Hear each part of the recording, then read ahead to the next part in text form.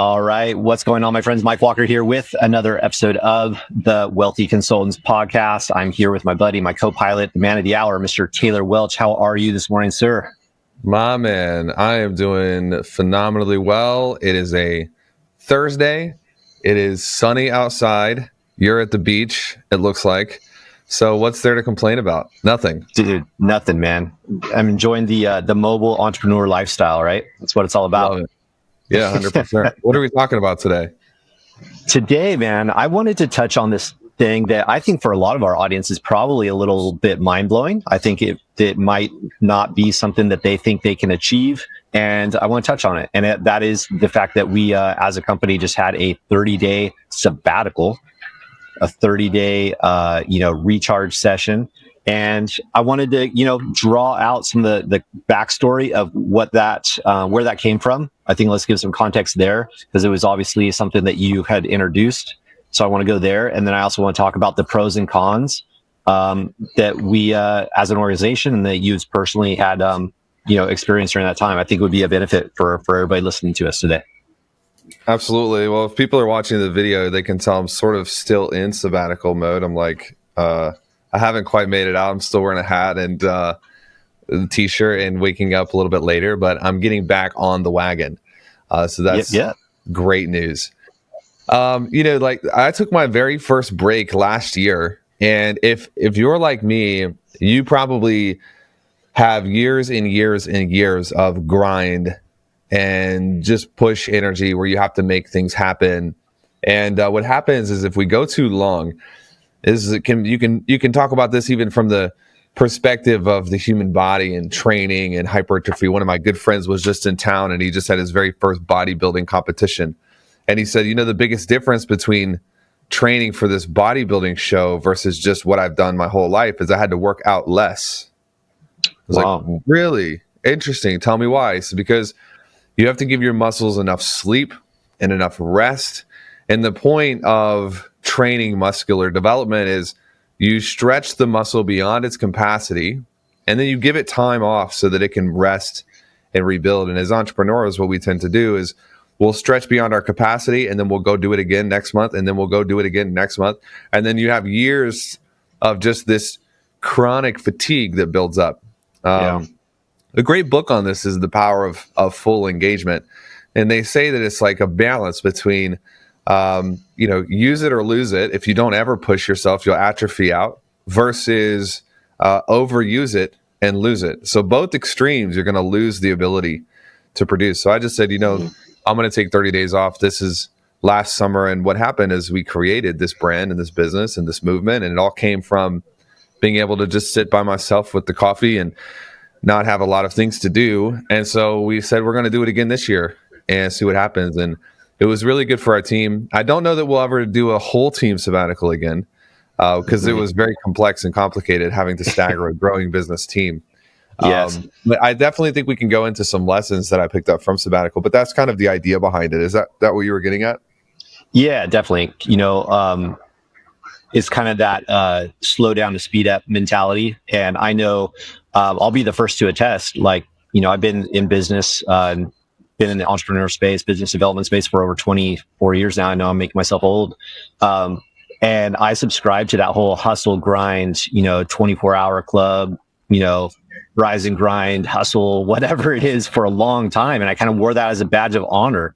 And in a lot of ways, and in many circles, if you didn't do that, you were looked at as like, well, you obviously don't care, or you obviously aren't serious about your success and this and that. And I think a lot of people have almost PTSD when you start bringing up the idea of wait, what do you mean slow down? What do you mean actually get sleep and different things? And I think as a society, we're probably coming around to the realization that there's a lot more to the success equation than just go. But that was the whole intent. I wanted to bring this up, so I was excited to connect with you on it. So let's go there. I mean, you mentioned some takeaways. So what are the top of mind takeaways for you? The first big takeaway is just that my thinking when I'm busy, it slips into linear thinking, and I really have to watch out for this. Linear thinking is the idea that if you're making $100,000 a month, then to hit $200,000 a month, you just need to work twice as hard or twice as many hours. And the reality of growth is actually the opposite of that. What's going to get you to the next tier is usually not more of the same thing. It's usually a different thing. And so if you're an entrepreneur, like the number one responsibility you have if you want to grow your business is not doing the thing, it's finding out the thing to do. That might sound like a play on words, but it's not. It's a legitimate distinction. For example, for me, this is from my own business, and Wealthy Consultant is a wonderful business. It's part of our portfolio, but there are more. There are different ones. One of our content business just had a record month, highest revenue month ever since it was started. We have 2 content businesses, and we have a media agency. And the reality is, across all of these businesses, my main responsibility, if I want to grow them, is not operating them. It's actually producing and promoting for them. And so this is something when I was on sabbatical and I was looking at life and what I was spending my time on, I was spending a whole lot of time on things that weren't actually going to get us to the next tier and the tier after that and the tier after that. If you're an entrepreneur and you're listening to this and you're like, well, that's easy for you to say because you have a team, I'm doing everything myself. Then the question that I would have for you is like, what do you think I had when I started? I did not have a team. It was just me. There are 2 types of people in the world. There are the types of people that hear other stories and they're like, well, that's easy for them to say. And they justify their own lack based on where they're stuck. And then the second type of person looks at it and says, well, if Taylor can do that, there must be a way for me to do it, because we know he didn't get lucky. Mike didn't get lucky. They had to have put this together. And so that's what I want you to take away from this is like your ability to scale anything is really resting upon your ability to say no to every single thing that is not your main contribution. And for most of you listening, your main contribution is not running your business. It's letting someone else run your business while you grow the business. Growing the business and running the business are not the same things. And when you look at popular duos today, you usually have, an operator type figure, and then you have a content producer, personality, charisma type figure. Either Traction would say that this is a visionary versus an integrator. I think that that's not complete. I think that is half of the battle. I think it would be more of like a promotion partner and then a maintenance type of person who can operate the business really well. Your number one responsibility, if you don't have that right hand, is to find that right hand so that you can do what you do best. And most of the time, what you do best is not hiring team meetings in the weeds. It's going to be creating new architecture, new curriculum, new promotions. And hopefully I'm making sense. I don't mean to ramble on, but that was one of the biggest first takeaways, is that I'm still sometimes distracted by linear thinking and getting stuck in the weeds of things rather than staying at a really high level. Yeah. Well, you and I have had multiple discussions about all that, the linear thinking and if we're going to hit the next level, then it's just 2x of what I'm already doing. And that obviously is not the case. Big takeaways for sure. I know over the years working with a lot of coaches, consultants, creators, educators, subject matter experts, they're very gifted. They're very passionate in their space. They have a lot of expertise in their particular lane. And where I find they hit the ceiling in terms of business is that they get to a point where they can't grow anymore. They're maxed out. They're doing, 80-hour weeks plus, and they get frustrated and they don't know why the market isn't responding to their efforts of more, quote unquote, more, right? And the reality is that just because you're really good at your particular skill or craft does not mean that you'll by default be a really good business owner or business operator. Like you said, they're very 2 different things. And so by the nature of just being good at what you're good at or passionate about doesn't necessarily mean that you're going to, be able to run the business just as well. And so just kind of tag on to what you just said there, finding somebody that is gifted where you're not so that you guys are leveraging each other's strengths. Iron sharpens iron. It's a slam dunk when you do it. It makes a big difference. You feel the lift instantly once you link arms with somebody that's complementary to your skill sets. One other thing to add to this, and that's all brilliantly said. This is actually the book I was recommending, The Powerful Engagement. Tony Schwartz wrote this, and I'm just going to read you a quote that substantiates what we're saying. He says, most of us spend more time reacting to immediate crisis then we do making considered choices guided by a clear sense of what matters most. We should just hop into this for a quick second and double click it, because I think this is profound. He said, most of us spend more time responding to immediate crisis and responding to the expectations of other people than we do making considered choices. What is a considered choice? It's something that you think about. When was the last time you just sat down and wrote a list of all of the possible choices you can make in this current situation? Everyone wants to listen to this and say, ooh, yes, it sounds super profound and it's esoteric. No, it's not. It's very basic. Can you sit down and just make a bullet point list with a piece of paper? I know, it's crazy. We're using paper again. Grab a pen or a pencil. Make a list of every possible choice you can make in this situation you're trying to. That's a considered choice. It's when you're considering the implications and the alternatives.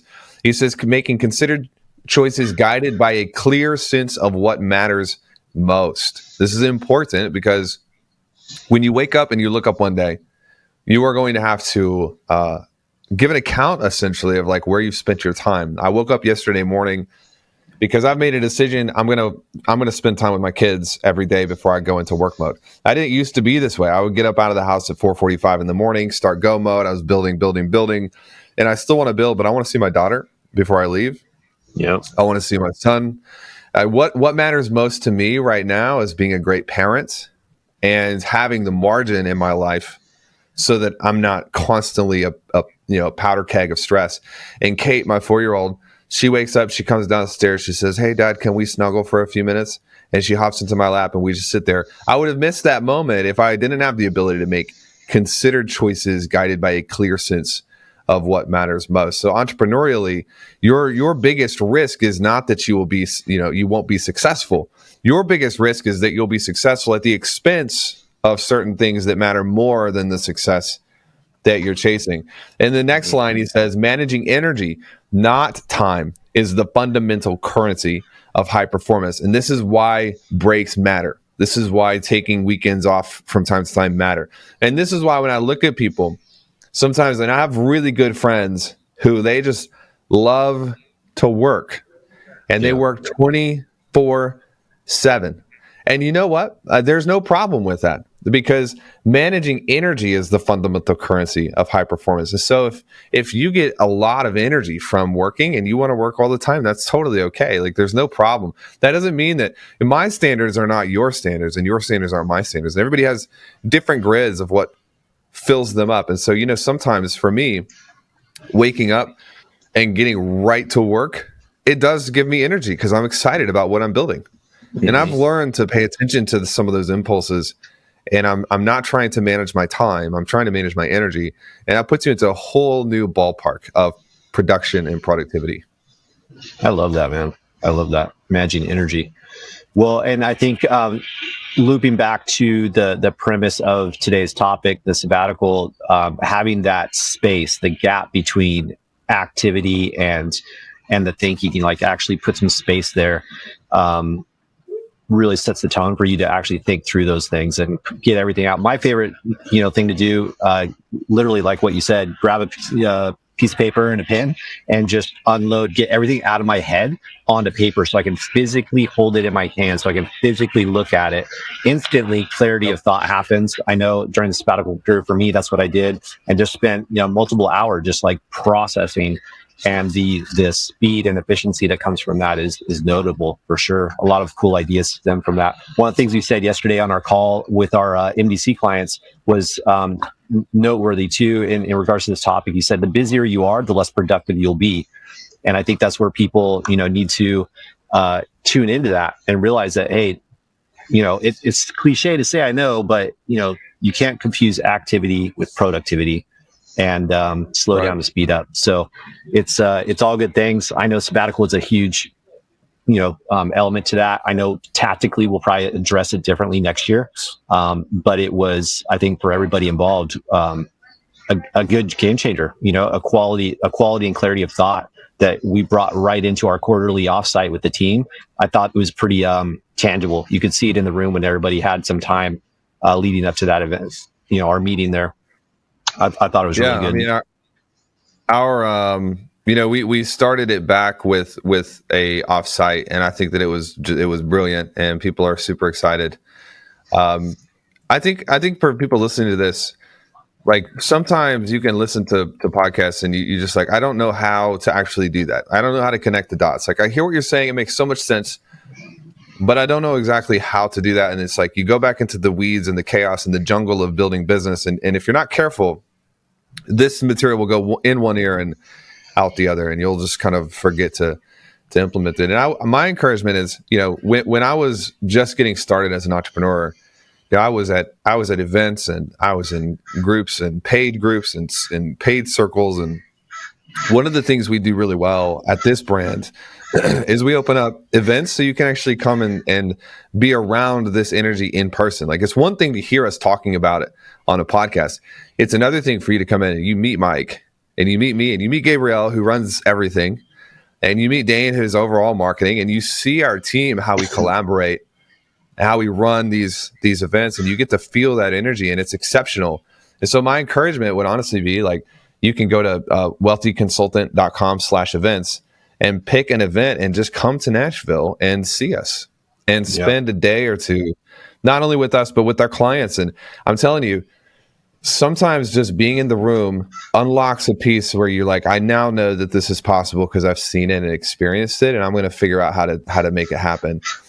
We're sold out for July. We don't have any spots for July. Mike, I saw you trying to sell some on one of the memo calls or something. We were trying, man. We're standing room. We're standing room only. We have no spots for July, but August, August, and September, October, November, we do have spots. So just go to wealthyconsultant.com/events, and you can come hang out with us. I think it would change your life, and they're very cheap. So. Yeah, definitely. Yeah. I personally know every single one of these events that we do, I personally fly away from those events just, fresh ideas, lifted confidence, lifted clarity. I mean, you name it. There's just so many cool things, like you said, about being in the room with those people collectively. And, we're energetic beings, when you get physically around people, elbow to elbow at a table or round table, whatever we do, it's a lot different than just listening to a podcast or watching a video, or, it's completely different. So 100% vouch for what you're saying there for sure. Yeah. Awesome, man. Cool. Awesome. Well, I thought this was strong. I thought this was a great concept. I would encourage our listeners, just like we already talked about, spend some time, dedicate some time, pen to paper. What would it take to have a sabbatical, even if it was, 3 days? What would that look like? Could you even do it? Some people might, really freak out at the idea. Would my business even stay afloat? Well, if that's the case, then you obviously have things in your business that you're going to want to address. But the way that you're going to address those is by stepping out and getting away from that scenario. Get out of the fishbowl so you can have clarity and look at it more objectively. And that's what I would personally do. That would be my recommendation for our listeners is, if you are so busy that you can't slow down to think about why you're so busy, you've got a problem. And that would be my challenge for our listeners, is to break away long enough to figure out how to get out of that death loop there for your business, because this is a marathon, not a sprint. Yep. Well done. Perfect. All right, guys. Thanks so much for joining us. Appreciate you. We'll be back on another episode soon, and look forward to speaking with you guys then. Take care, guys. See ya. See ya.